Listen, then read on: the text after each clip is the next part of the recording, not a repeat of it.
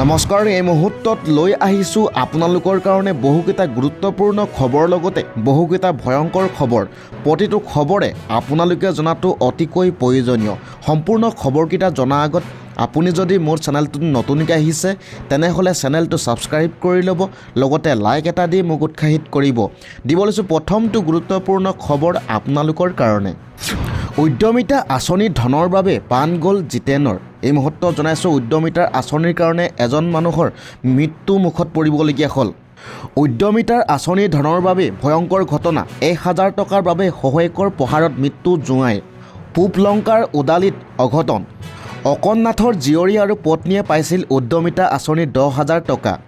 সেই ধন জোঁৱাই জিতেন নাথে নতুন বছৰ বুলি তাৰে 1000 টকা খৰচ কৰিছিল। তাতে খৰগ্ৰস্ত হৈ শহুৱেক অকণনাথে লাঠিৰে মূৰত প্ৰহাৰ কৰে। ইতিমধ্যে জানিব পৰা মতে প্ৰহাৰত মৃত্যু হয় জোঁৱাই জিতেন নাথ। ইতিমধ্যে ঘটনাস্থলীত লংকা আৰক্ষী উপস্থিত হৈ মৃতদেহ উদ্ধাৰ কৰে। হত্যাকাৰী অকণনাথক কৰায়ত্ব কৰে আৰক্ষীয়ে।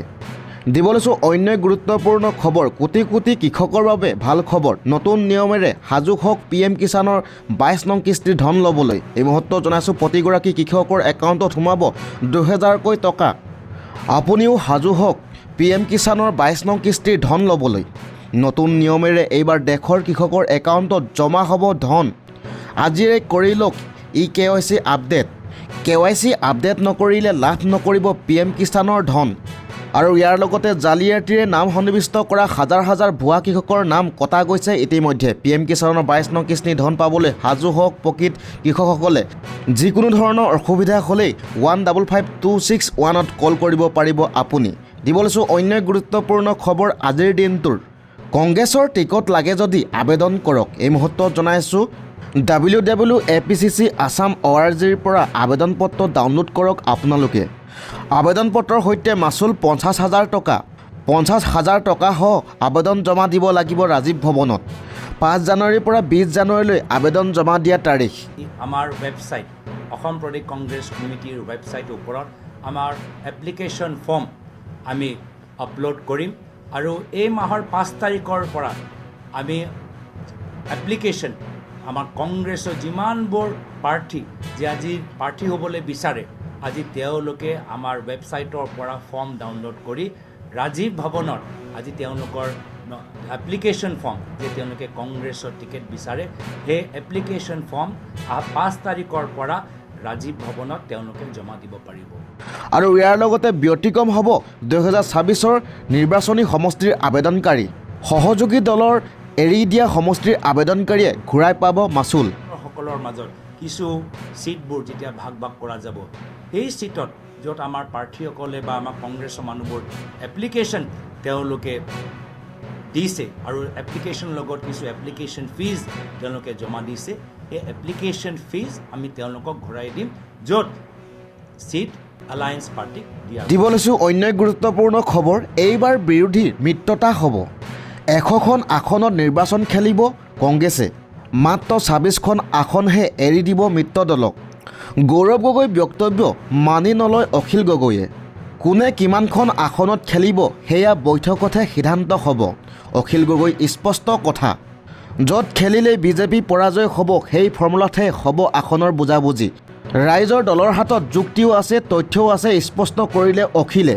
কেমেৰা সন্মুখত টিকট বিতৰণ নহয় বুলি গৌৰৱ গগৈয়ে নিয়ম বনাইছে। আমি গৌৰৱ গগৈ ডাঙৰীয়াৰ বক্তব্যটো শুনিছোঁ কিন্তু আমি সেই বক্তব্যটো মানি লোৱা নাই।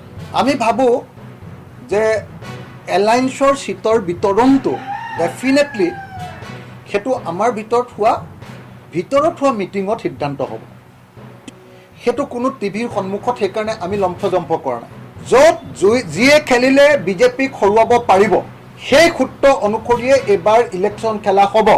সেইটো যদি 26খন আসনত আমি গোটেইবিলাকে খেলিলে যদি বিজেপি হাৰে আৰু কংগ্ৰেছে যদি 100খনত খেলিলে কংগ্ৰেছে গোটেই বিজেপিক হৰুৱাই দিব পাৰে তেতিয়াহ'লে সেইটোৱে হ'ব। দিব লৈছোঁ অন্য গুৰুত্বপূৰ্ণ খবৰ। 1 জানুৱাৰীতে মিছা মাতিলে নেকি মুখ্যমন্ত্ৰীয়ে।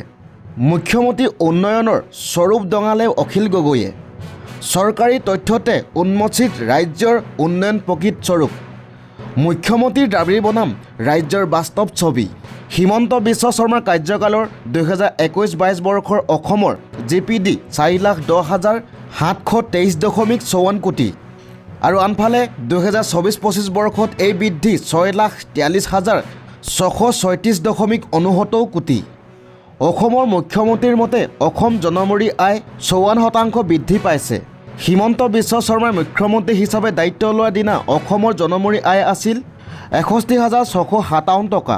2024-25 বিত্তীয় বৰ্ষত অসমৰ জনমূৰি আয় 85,988 কোটি টকা। ইয়াৰ বিপৰীতে গোৱাৰ জনমূৰি আয় 5,65,000 কোটি টকা।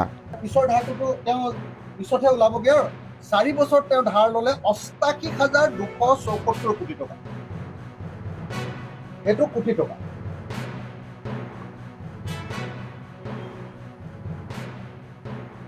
সৰ্বানন্দ সোণোৱালৰ দিনলৈকে স্বাধীনতাৰ পাছৰ পৰা সৰ্বানন্দ সোণোৱালৰ দিনলৈকে ধাৰ আছিলে 90,000 কোটি টকা। একদম 47 চনৰ পৰা সৰ্বানন্দ সোণোৱালৰ দিনলৈকে। আৰু তাৰ পাছত 4 বছৰত হিমন্ত বিশ্ব শৰ্মাই ধাৰ ল'লে 88,274 কোটি টকা। এতিয়া সেইকাৰণে অসমৰ ধাৰ হ'লগৈ ইমান। এতিয়া 31 মাৰ্চলৈকে দেই এইটো এতিয়া আৰু বাঢ়িলে।